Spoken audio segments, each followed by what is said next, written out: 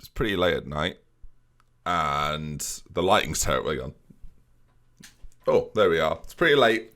It's amazing what lighting can do. If I just change this now, there we are. Look, and I've got a job offer, and I might take it. And I don't know if I should take it.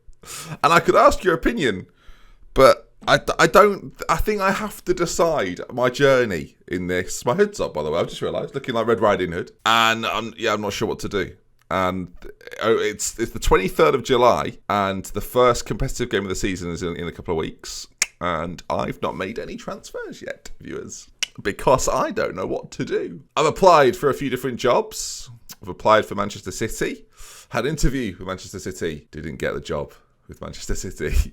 And then a job came about because of who Manchester City appointed. Let's go on that path together. So Manchester City appointed Diego Simeone, who we know he still is in this game. He's still the manager. Well, was the manager of a very successful Spanish team. Hence that he's wanted. A team he played for, of course. Hence he's wanted by Manchester City. And that team is Atletico Madrid. Now, Atletico Madrid, currently managerless, have offered your boy a contract. £37 million. You might think, Ben, Atletico Madrid aren't the biggest team in Spain. Why would you go to Atletico Madrid? Well, Diego Simeone's been busy in Spain, and it's kind of gone under the radar in the save. But if we go to La Liga, which is not a licensed league, brilliant, you can see over on the right-hand side that in the last 4 years, there have been a couple of dominant sides, but in the last 4 years, there's been one dominant side, and that team is Atletico Madrid. So what would you do? Would you go to the current, and it appears to be comfortably current, best team in La Liga and battle against the best, Barcelona and Real Madrid? They've been, I wouldn't say dominant, it's always tight, it's always close. But in terms of league titles, they've won 4 in a row. And is it the time to go there now with a squad that, in my opinion, is really very good? The reason they've not got loads of money, by the way, is they've just bought Guendouzi for 100 million, which I think is a good signing. But that is one aspect of it that I'm not sure about. I'm talking at a very slow tempo for a 5 o'clock upload.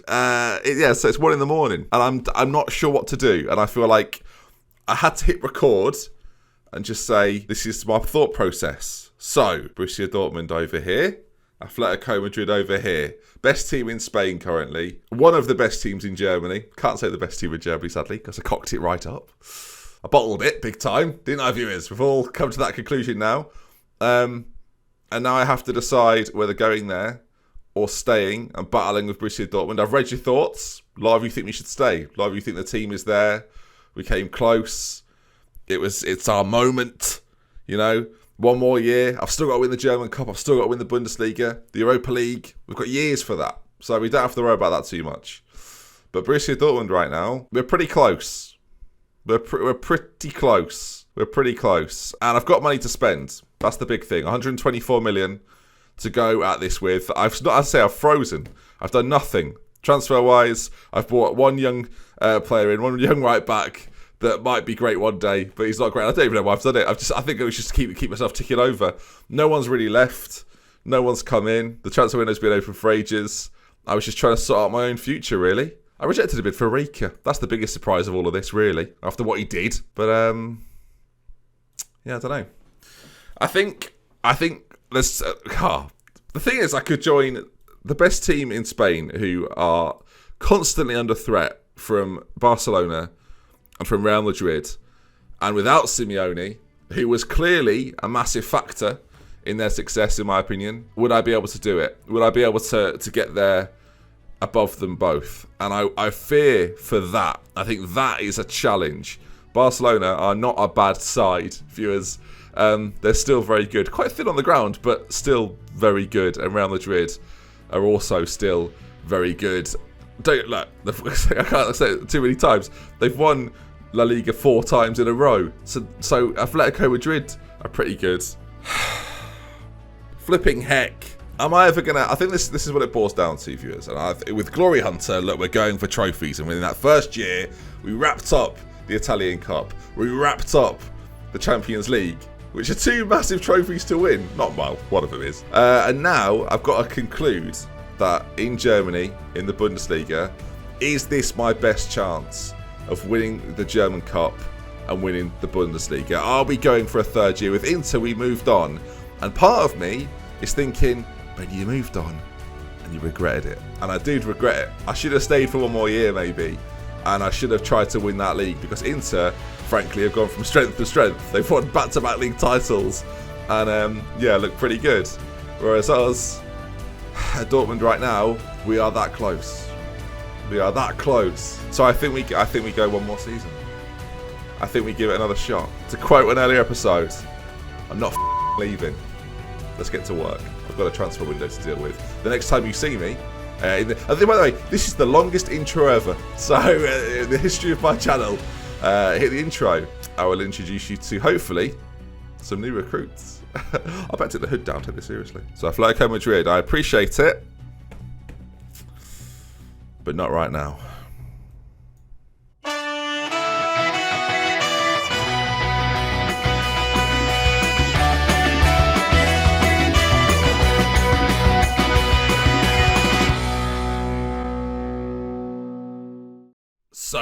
So then, the next morning is upon us, viewers. Hello, welcome back to Glory Hunter with me, DoctorBenjyFM, as we go for an unprecedented 3rd season at the same team. 5 years in, it's still Borussia Dortmund. So then, what have we been up to in the off-season? Who's left, who's come in, and have major moves been made? Yes, they have. Let's start with some of the outs, and the first of which is Impact sub Gareth Bale has left the team. We're still paying about £30,000 of his wages, but Besiktas came in. I let him go on a free. I don't think he's the Impact sub that we once knew, viewers, so I've let him go.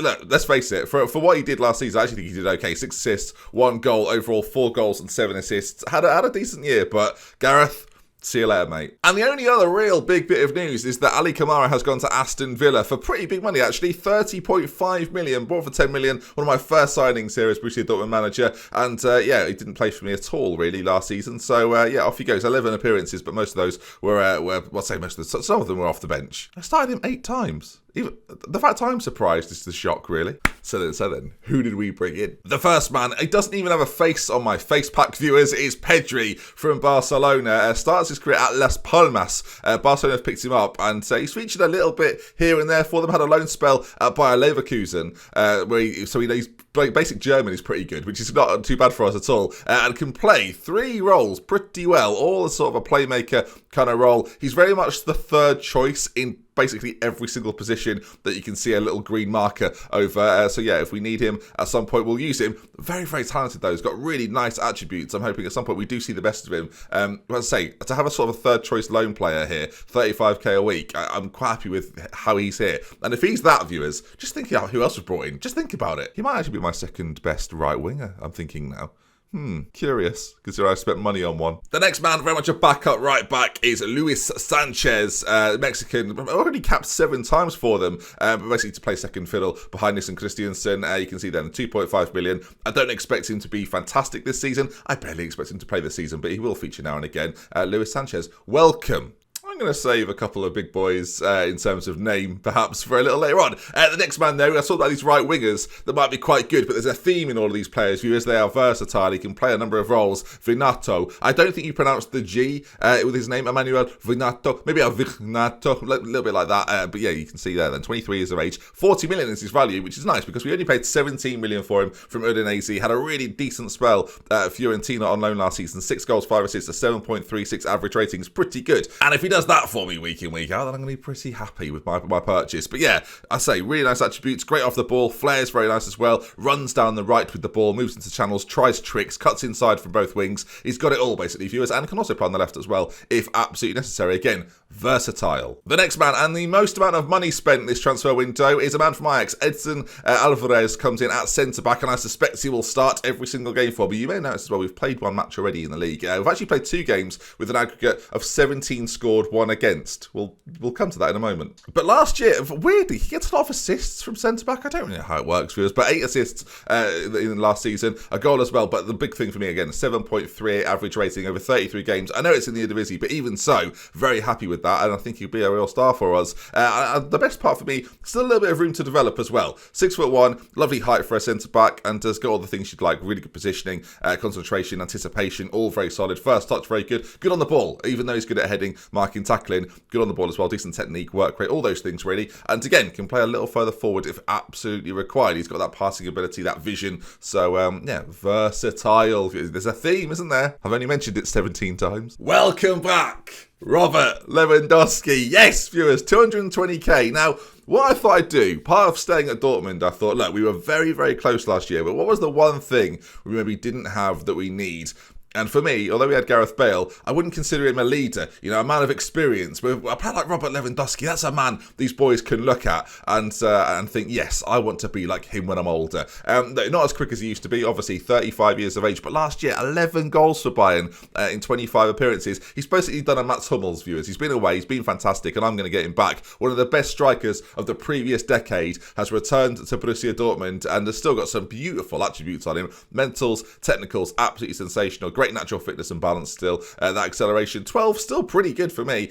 Pace of 9, not bad either. I suspect those will go down as the season goes. But sort of a backup striker, Alcacer, Belotti and him now vying for that forward spot. And of course, we've got variety in other roles as well. But yeah, Robert Lewandowski, welcome back to Dortmund. 220k, it's a lot, don't get me wrong, but I don't think I don't know if I'll be here another year. So just relax, everyone. This is sort of an all or nothing season with Dortmund. I don't know what's going to happen. And finally, the jewel in the crown. We talk about experience, not necessarily leadership, but experience. Over 75 caps for France, and N'Golo Kante joins us. And in terms of role, we're switching things up in the midfield, because if you bring a man like Kante in, you end up playing a box-to-box midfielder. Still, at the tender age of 32, he's fantastic physically, not worried about that at all, but it's the teamwork, tackling, work rate, decision-making, anticipation. That's what catches my eyes, viewers. And the fact Chelsea have let him go, 12.25 million. It's a 1-year contract. They're paying a lot of his wages, but here we are. When I say a lot, I mean we're paying him 135k. They're paying him more. They're paying him 150k. Welcome N'Golo. Look, if he wins me a title, I don't really care what we're doing with the contract. But a world-class midfielder, and to see him in this Dortmund side, I'm quite excited to go along with what we've already got. Let's take a look at the team as it stands right now. So a few little injury knocks here and there that I'm going to play through today regardless. But this is how the team then is going to line up for the majority of the season. There's a few areas in this pitch that we need to consider. By the way, Paul Carr, I mentioned it previously, but he's back again on loan for another season. My boy joins us back again and won't start as many times this season, I don't think. But still, right then, you can see it through. Livakovic in goal, still a very decent goalkeeper, has had loads of interest from other clubs. Is wanted currently by Fulham, Leicester, Newcastle and notably Bayern Munich, have continued to put bids in all summer really. Nissen Christiansen continues at right back, fantastic crossing ability. Defensively, not necessarily as good as some other defenders out there, but that going forward attribute of crossing, I love it a lot. And aggression as well. Good in the tackle is Nissen Christiansen. Conrad starts at left back. I'll say no more. You've seen last season. Akanji will be alongside Alvarez. We've got Akanji here. Only heading is the worry for me. Great jumping reach, but 12 heading. A little bit concerning, but tackling, marking, absolutely sensational, as is his passing on the ball. Terrific. Alvarez is going to play as a cover centre-back for us. Ball playing cover next to the ball playing defensive attributes of Akanji. You can see, again, physically very, very good, mentally good, and technically good as well. We've been through his attributes. Koopmeiners is going to stay in the side as that deep-lying playmaker. Still got very good passing ability, 15 on that one. Superb determination, a leader he's a rock in the centre of our midfield, and again can play everywhere. That's sort of why we're starting to begin with. The media describe him as a centre back, not the way we play. He dictates from there and has those defensive instincts as well to cover everything behind him. So yeah, Koopmeiners continues to play there. N'Golo Kante, enough said, box to box midfielder, of course. This is the position where we've got all sorts going on. I'm training Carr to be a box-to-box. He's going to be the new Kante. I don't think creatively Paul Carr has quite got the attributes to be someone who flows a little further forward. In terms of being a box-to-box midfielder, really good stamina. He's got very similar attributes to Kante in that he can't dribble or finish, but he can do basically everything else quite well. That tackling needs to improve a little bit there, though, and hopefully his passing does too. This year, I expect him to come on leaps and bounds. Still a 3-star current ability player with loads of potential to go into. I'm making Spurs a fantastic player, basically. That's what's going on here, gang. Next to him then, Para, and I'm mentioning this now, Para, Olmo, Dominic. I don't really know which the best one to go with. What I will say is Joaquin Parra is coming along really, really, really well. Dribbling's fantastic. First touch, terrific as well. Physically, absolutely brilliant. Work rate is up there as well. He and Dani Olmo are very similar stylistically. I don't know which is the best to go with in terms of like goal scoring, things like that. Olmo beats him on that every single time. Long shots, first touch, finishing, all those sorts of things. But there's something about Parra, the speed of Parra, I really like, especially when it comes to getting forward alongside the likes of Belotti, Brandt, Bailey, etc. So yeah, it's a tough decision. And speaking of that front three, the Bees remain. Belotti's still up front for us. A terrific year last year. I don't even need to talk about Bailey and Brandt. We know how good Julian and Leon are. But yeah, with Belotti again, last season, just to go over it again, 31 in 33 league games. Very, very impressive. And with Robert Lewandowski helping out behind as well, he should be absolutely fine, gang. Now, so far, this team have played 2 matches. That's 4. 2 matches. And let's talk you through them then. As I say, 17 goals scored, 1 against. It's not quite as impressive as you think it is. 15-0 in the German Cup first round. That's what I'm talking about. Annoying, because last year we scraped through, but 15-0. I'll be honest, it wouldn't have made a very good video at 15-0. But yeah, Leon Bailey got 5 goals, 5 assists for him, a 10 average rating. Well done, Leon. He's ready for the season, viewers. Lewandowski got a goal. Belotti got a goal. Terrific. And 1 league game played already away at Bayer Leverkusen. They picked up a very early injury, which may well have helped us. We scored an early goal, an own goal. Belotti hit it off Konate. It went into the back of the net. We weren't actually very good, but Christiansen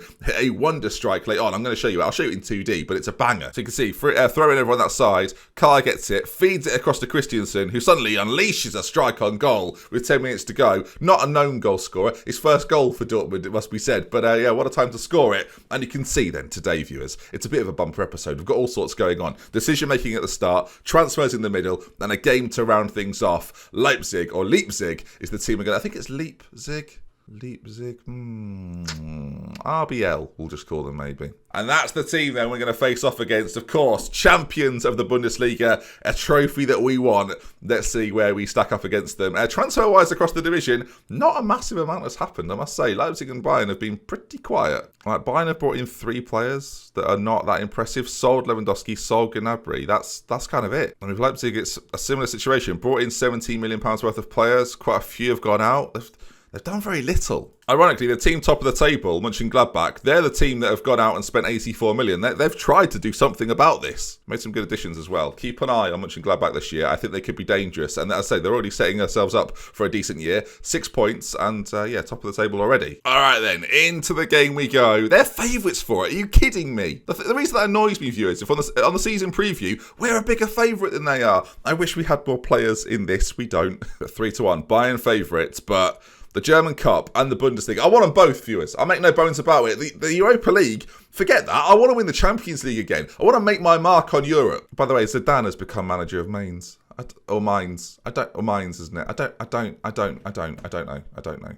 We are going to take a couple of risks in this game. Koopmeiners and Belotti are both going to play. They've got very minor injuries that I'm just going to risk, because if you look at their condition and the sharpness, it should be fine. All right, then they're playing a 4-4-2. I've come against it very many times. Let's see then, how can our new boys feature? I say new boys, Kante and Alvarez, they're the big ones. How will they do? And Conrad, as that starting left back, he's got a big boots to fill. Look, Rika made a fatal error at the end of last season, but he's still a very good left back. If things don't work out for Conrad, I know I can call upon him if required. But here we go then. This is the first game of the season to set the marker, viewers. I expect to win tonight, boys. I expect big things. By the way, I hope you appreciate I put the same hoodie on for, just to keep things in line with one another. Continuity, viewers. It's all about continuity. As Leon Bailey, well, he tries to provide some continuity as he gets the first shot on goal. Bailey with a corner kick to play it in, and some things never change unless he scores from here. Belotti back post, well, nearly. I am gambling by playing a player two players that are injured, although the injury seems to have disappeared from Koopmeiners. I don't know why. Leon Bailey on the ball again, and I'm hoping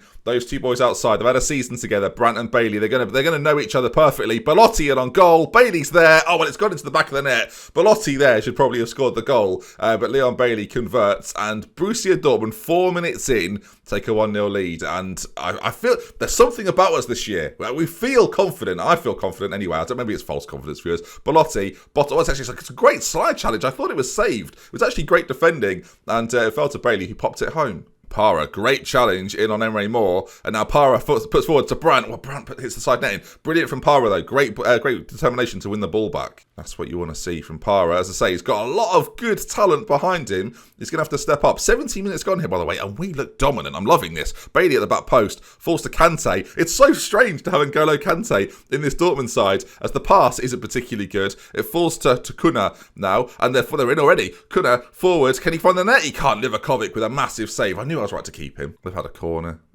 It's not gone in, viewers. It's 2020. I prefer this though. There was a time when corners were very overpowered on Football Manager. I know I sort of whinge about it. I'm not really whinging. I'm just pointing it out. I used to hate it when you could have a corner tactic that you could just score from every single front post. Remember that 2015 or whatever it was? I still didn't use it. I knew it was good though. Belotti's been played in by Nissen Christiansen. He's got a lot to do from there though. Belotti fires at the keeper, and we aren't on the rebound that time. And at half time, pretty mundane since the goal, really. There's been a few chances here and there, but Bailey gives us the lead. Things are happy so far. Keep it up. Things are happy. Things are happy, viewers. Who knew we'd be here with Dortmund, where things are happy? Of course, we are in the Champions League this year. I will bring the occasional... Hang on, there's a corner that might mean something. Bailey puts the ball in. Belotti. Never mind, viewers. False hope.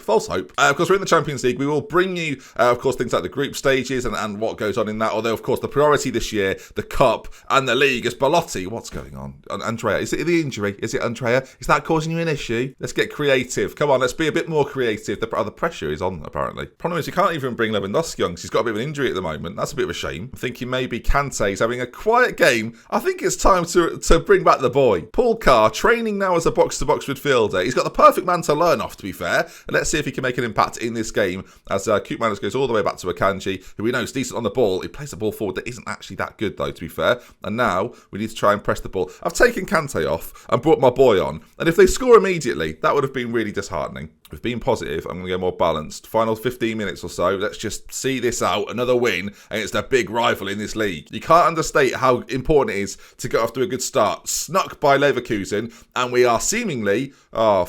never mind, viewers. Emre Moore, ball in. Someone's going to think there's been an incident. Well, they've scored, haven't they? They've scored. It's at the back post. He looked offside. He wasn't offside. And can I bring N'Golo Kante back on? No, not allowed, apparently. I don't even really have a striker that I can bring on. The forward line have been... Pedri, go out front, mate. He can't do that. No, don't do that then. Renato for Bailey. That's the change I'm going to make. Sure, come on. A few moments to go. There's a highlight, viewers. They've got the ball. Let's not though. Let's get the ball back and score, shall we? He's gone past his man. That's poor. Conrad and now Brandt and now Belotti, and they've won it back. And I've sort of predicted the future there, and it didn't even happen. Oh, maybe it did. Brandt's back on it. Conrad. No one knows what they want, viewers. Belotti back on the ball, out towards Vignato on this right hand side. Loads of players in the centre. He finds Julian. Julian does it. Of course he does. Julian Brandt with the goal. He's a beautiful boy. Borussia Dortmund 2, RB Leipzig 1. And it's done, surely. Is it, please? Is it done? Renato on that side finds the delivery and rises to Julian. A header. Who would have thunk it? And the word thunk isn't used nearly enough. As the time ticks away, we win the...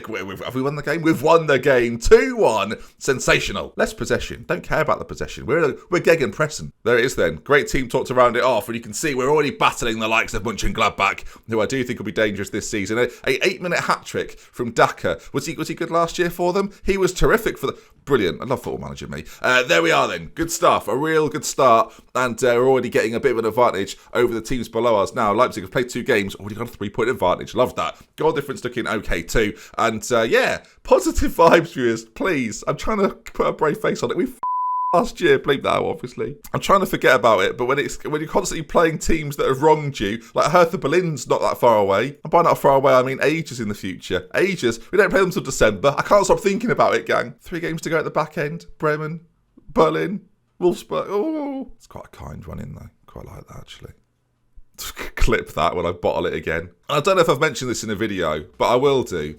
Belotti, anagram for I bottle. So the fact he's still here is I don't really know why. I do know why, Ben. 31 and 33. Anyway, hopefully he produces a season similar to that, or the big man Robert will be getting a chance once again at Borussia Dortmund. If you've enjoyed today's video, please do drop a like on it. There's lots of things happened. I can't even remember last night. So leave your thoughts, leave your comments, and we'll love with care.